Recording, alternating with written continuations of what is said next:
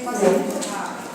Então, falando sobre o planejamento de carreira, onde o nosso início de trabalho foi com o texto Círculo das Fugas. Tá? Então, o que a gente quis deixar como mensagem? Tá? Que o ser humano que se dedica profissionalmente a uma ocupação, ele não pode ser tratado como inseto. Ontem a gente refletiu isso, não é? Para isso, sua trajetória profissional tem que ser guiada pela autodeterminação. Então, ontem a gente só discutiu, não, é errado, viu? Não, porque imagina, vou ficar lá com uma fuga mestrada. Mas o que a gente tem que fazer para superar essa situação de zona de conforto, de amestrado, não é? Conhecendo melhor as nossas forças, as nossas fraquezas, né? Que interferem na nossa carreira, e aí nós podemos passar em plano de ação. Está ficando claro para vocês? Ou seja, para eu sair desse mundo, né, que nos cerca, a gente tem que fazer um trabalho de autoconhecimento, levantar minhas forças, minhas fragilidades, para poder me tornar um profissional melhor. A gestão de carreira, gente, a gestão de carreira é uma responsabilidade da empresa ou nossa?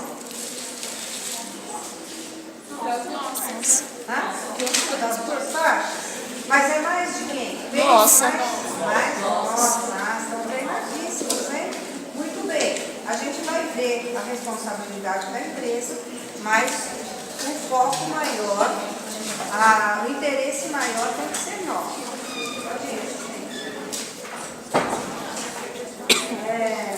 Então, por se tratar de uma ferramenta importante, ela envolve a organização, os colaboradores, os candidatos, então, pessoas e organização. Em resumo, ela é importante para a organização e para nós. Não importa se sejam colaboradores ou candidatos, né? Mas o peso maior está em cima das pessoas. Aí eu trato, de novo, de quem é a responsabilidade pela gestão da carreira. Uma companhia que conta com gestão de carreira, o que vai acontecer? Ela vai motivar mais os seus funcionários, ela vai atrair mais os seus funcionários, ela vai reter mais as pessoas. Vocês concordam com isso? Quando a empresa tem um planejamento para nós, a nossa motivação aumenta ainda mais. E você vê um aumento lá para você crescer. E por outro lado, volte. Não, volte, por favor. Por outro lado, os profissionais devem se responsabilizar pelo seu planejamento, pelo seu desenvolvimento, definindo metas, e se preparando para atingi-las. Então, eu vou trabalhar bastante com alguns vídeos, Então, agora tem... Aqui está claro, né? Como é que aparece? Olá, eu sou a Cristina Simões, trabalho com desenvolvimento organizacional e desenvolvimento de pessoas há mais de 30 anos. Sou diretora da IFE Conceito e hoje nós vamos falar sobre autogerenciamento. Para começar, vamos abrir a questão. Meu nome é Jaqueline e eu tenho uma dúvida. O que é autogerenciamento? Jaqueline, autogerenciamento é o gerenciamento da própria carreira, é o gerenciamento da própria atitude. Auto é próprio. Como que você consegue fazer esse autogerenciamento? Ele depende de duas variáveis. A primeira variável é o quanto você conhece de você mesmo. E a segunda variável é o quanto você tem de conhecimento sobre a tarefa, sobre o cargo, sobre a função que você ocupa. Quanto mais conhecimento você tem de você, sente-se apta a desempenhar essas funções e o conhecimento que você tem dessas tarefas, mais sucesso você tem na sua função. Isso, na verdade, é o autogerenciamento, é combinar o conhecimento de si próprio, das suas habilidades, das suas capacidades, com o conhecimento da tarefa, ou conhecimento técnico de tudo que você precisa para executar a tarefa. Vamos à segunda questão.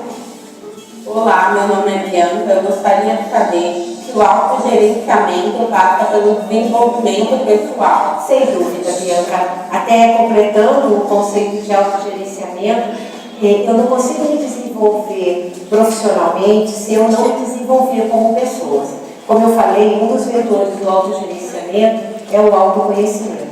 Então, eu preciso conhecer minhas potencialidades, eu preciso conhecer meus pontos fortes, eu preciso conhecer meus pontos frágeis e trabalhá-los no sentido de adquirir o sucesso que eu almejo para a minha carreira pessoal. Então, focar o seu conhecimento e focar o desenvolvimento dos seus pontos frágeis e o fortalecimento das suas capacidades e das suas potencialidades é fundamental no autogerenciamento da sua carreira e do seu sucesso profissional. Vamos então à terceira questão.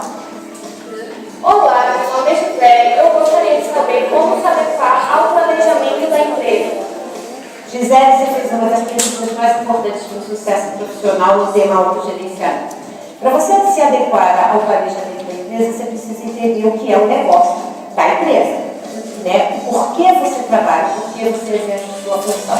No mercado de recuperação de crédito, o que este mercado negócio faz é recuperar o crédito do cliente, é torná-lo consumidor novamente, é fidelizar o cliente para o nosso cliente principal, que são os bancos e as instituições financeiras. Trabalhe para isso, vá além da sua tarefa, entenda o seu negócio para você conseguir então trabalhar com foco no planejamento da organização. Terminamos aqui mais um programa Sua Carreira. Qualquer dúvida é só mandar um e-mail. Muito obrigada e até a próxima. O que é mesmo autogerenciamento da carreira?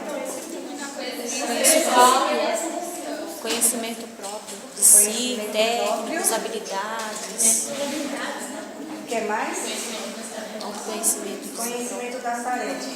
Então, é a junção do conhecimento das minhas habilidades, das minhas potencialidades, com o conhecimento técnico.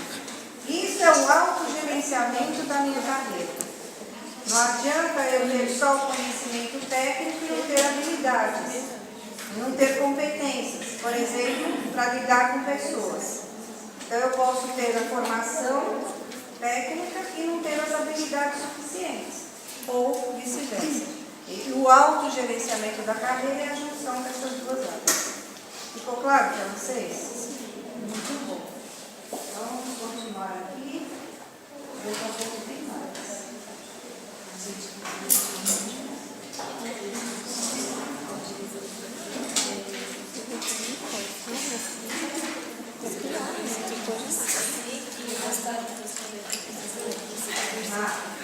Então, gente, continuando com o nosso significado de carreira, lá, aqui na qualidade. A gente faz aqui nesse slide, na apostila, vocês têm com mais detalhes, uma revisão. E durante muito tempo, vocês já estudaram isso, durante muito tempo da história, os trabalhadores não tiveram sequer a oportunidade de modificar a sua atividade laboral. Por que eles não tiveram essa oportunidade? Porque, de forma geral, primeiro, eles eram obrigados a seguir o ofício dos pais, da família. Não é? Até hoje, se eles se bobear, a gente ainda segue muita orientação dos nossos pais. Então, nos tempos remotos, né, em que a gente tem muito reflexo ainda na atualidade, nós fomos formados, né, numa cultura de dominação, né, de formatação. Então, depois a gente vai entender melhor quando eu falar sobre o coaching, aí eu falo com mais detalhes sobre isso. Mas, após a Revolução Industrial, nós somos obrigados ao quê? Servir o dono do capital. Né? Lembram-se disso? Sim ou não? Sim.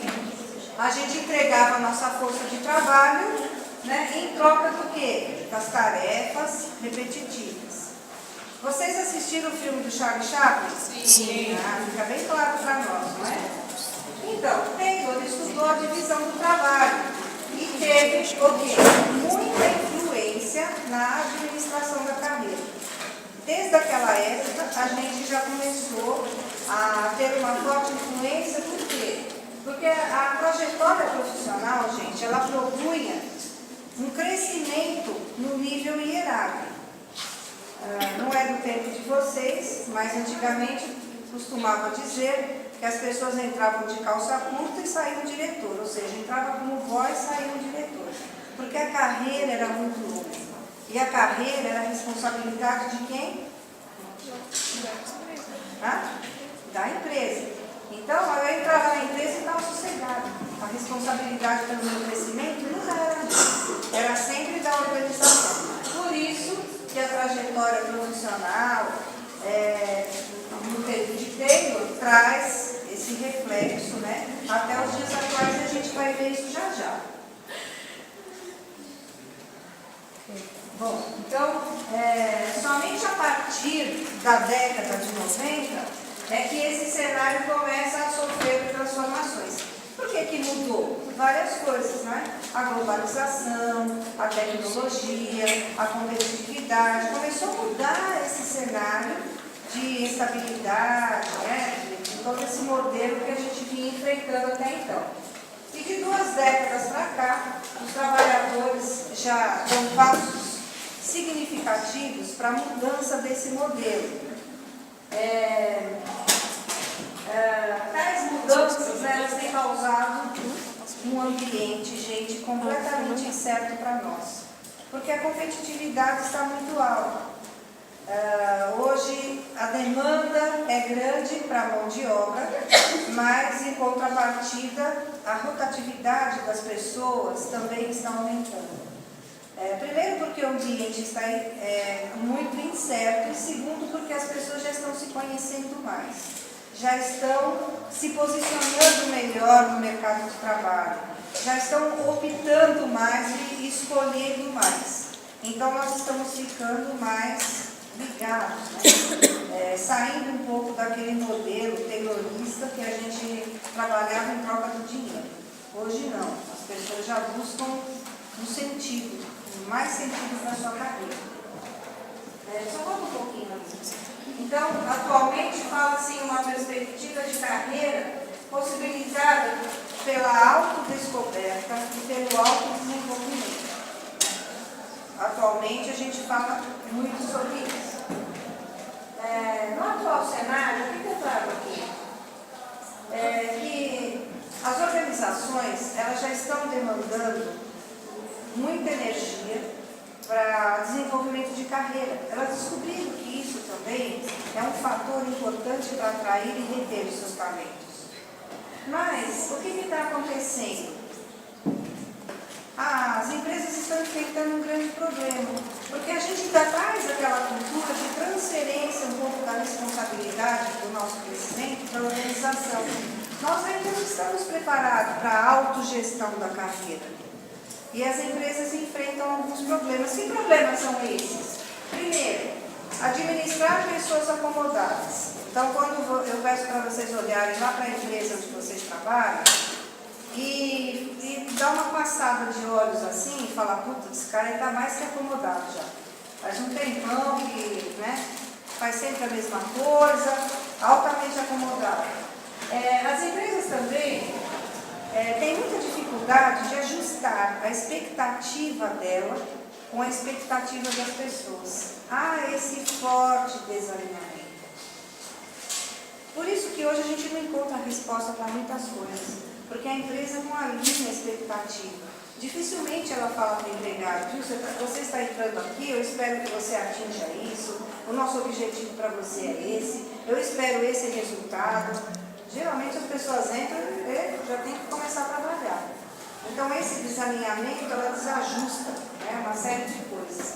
E gera problema para a organização também. As organizações têm problemas de atrair e reter talento, sim, porque isso tem que ter um planejamento estratégico. E geralmente a grande gama de negócios do nosso país está voltada para serviços, né, para pequenas e médias empresas. Tipo, 80% são voltados para pequenas e médias empresas. E geralmente você não tem planejamento estratégico para atração, retenção de talentos, geração de benefício. Tem. Né? Então, começa a ter gerar essa problemática para a organização e, consequentemente, para nós também. Então, esse desalinhamento é que gera todo esse monte de conflito e também, pessoal, de busca constante. A gente está sempre buscando coisa melhor, né? Porque a coisa está desalinhada. Alguém falou alguma coisa? Pode falar, gente. As organizações, engraçado, elas têm dificuldade para exigir uma postura inovadora dos líderes. Elas têm dificuldade, só que elas também não oferecem a oportunidade de fazer com que o líder efetivamente tenha uma gestão ou também não preparam esses líderes. Né? Esses dias eu ouvi uma matéria que dizia que o maior problema das organizações está na liderança. Porque a pessoa trabalha direito, eles já querem promover para líder. Só que a pessoa não tem informação de gente, não sabe lidar com pessoas. E começa a gerar um grande problema de descontentamento e de resultados para a organização também. E, às vezes, separar a liderança, não é? Então, esse, gente, é um sério problema que as organizações, de modo geral, enfrentam hoje na atualidade.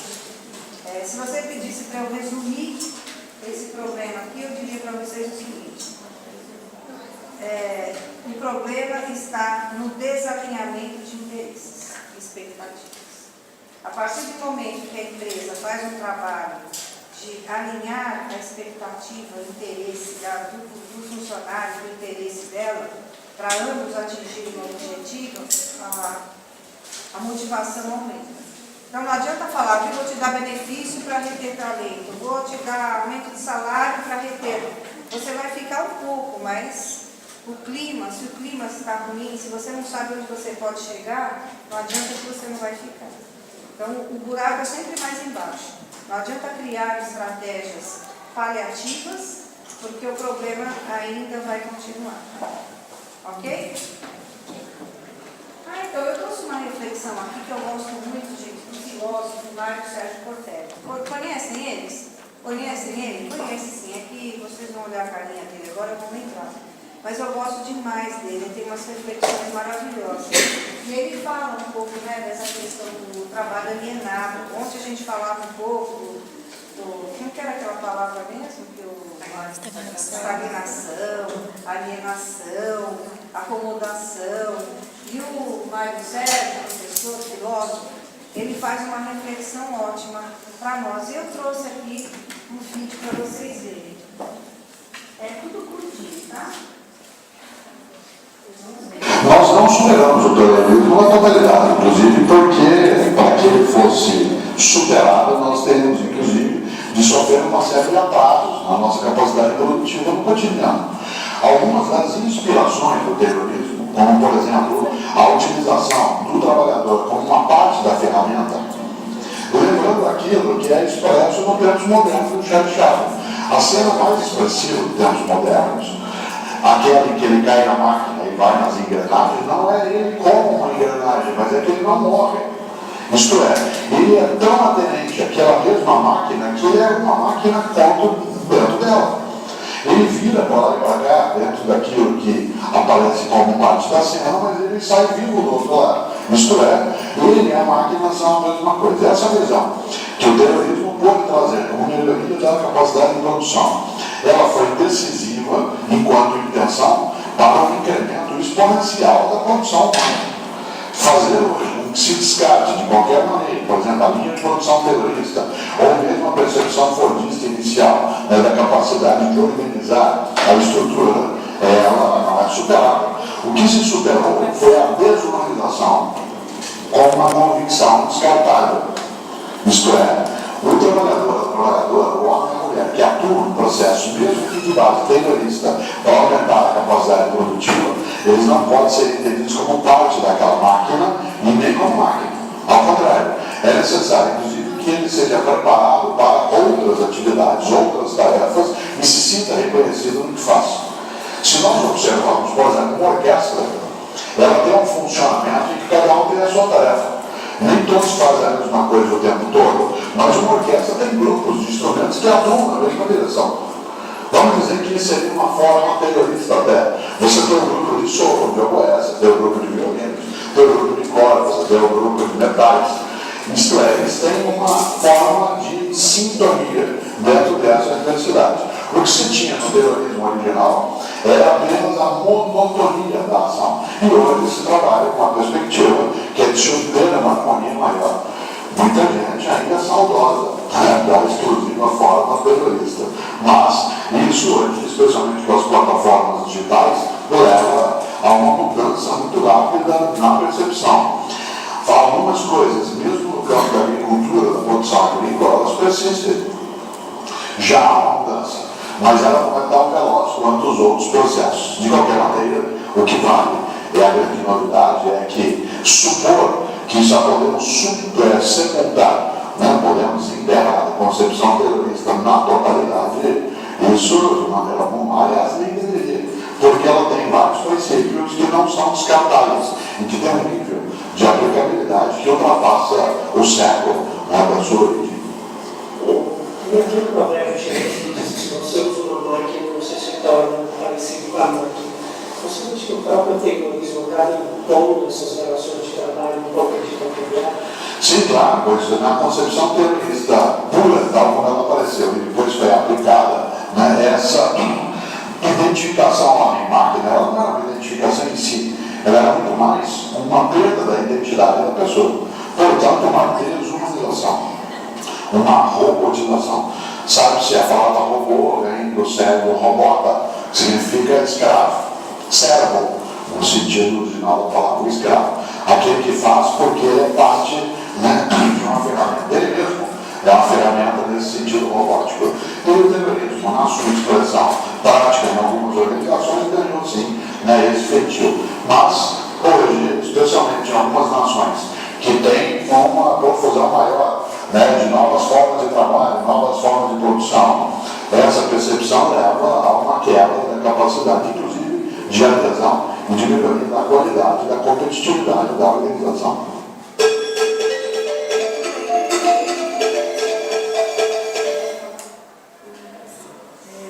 O que mesmo que a gente aprendeu aí, que tem relação com o terrorismo, o que trouxe de bom e o que pode ser descartado?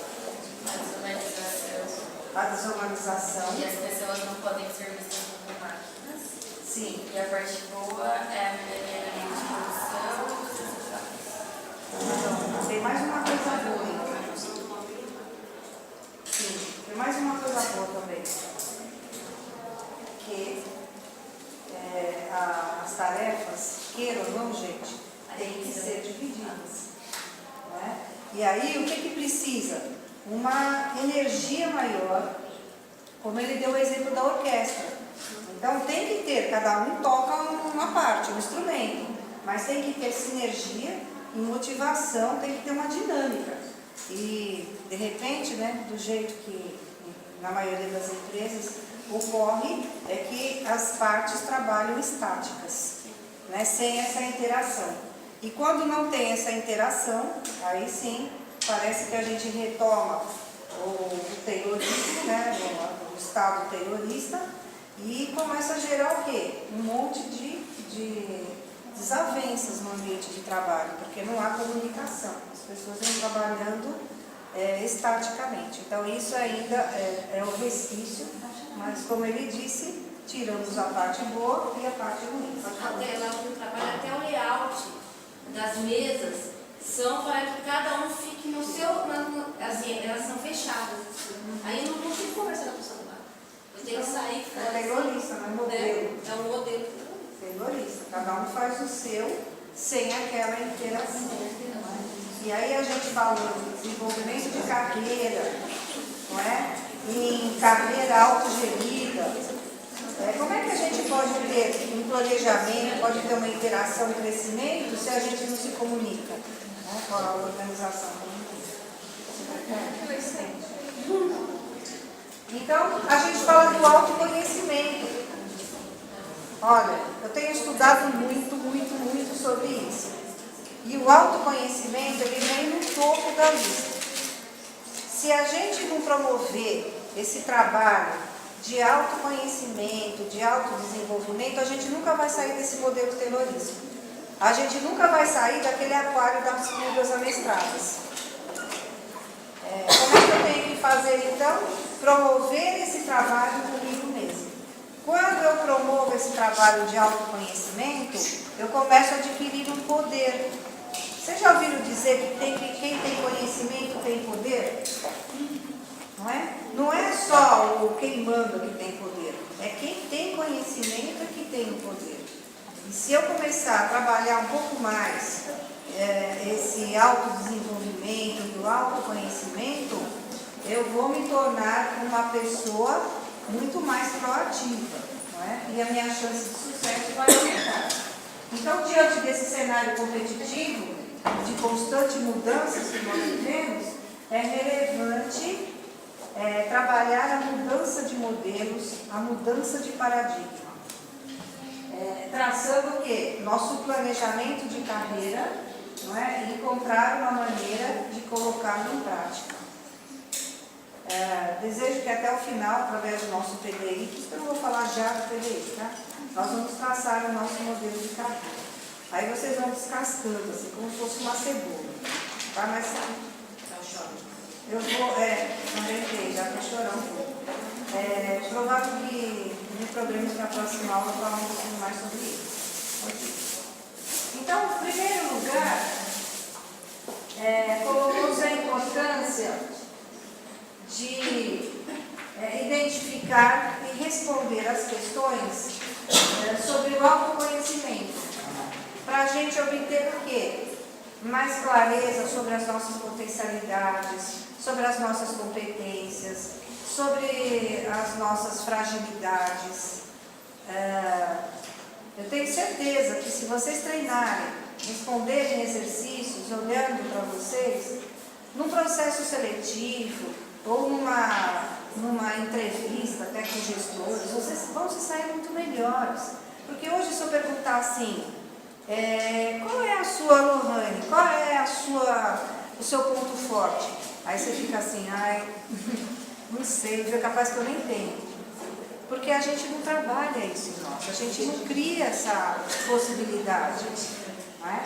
Então, a gente tem que treinar um pouco isso para que a gente possa se tornar melhores. Mais clareza do que a gente tem. Imaginando que vocês não trouxeram a sua apostila, né? Depois eu pegar o e-mail da sala. Eu trouxe um exercício para vocês fazerem. É um exercício individual. Não gosta, né? Quem não gosta?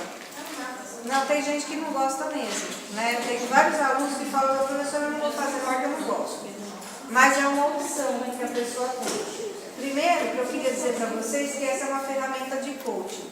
Então, vocês, quem quiser aproveitar, vão poder saborear várias ferramentas do processo de coaching sem pagar nada. Né? E depois vocês vão saber quanto custa fazer um curso, quanto custa cobrar de uma pessoa. Né? Então, aproveitem, gente. É para o crescimento de vocês, não é para mim, não. Vocês vão fazer num caderno e depois eu vou riscar. Pode passar. Bom,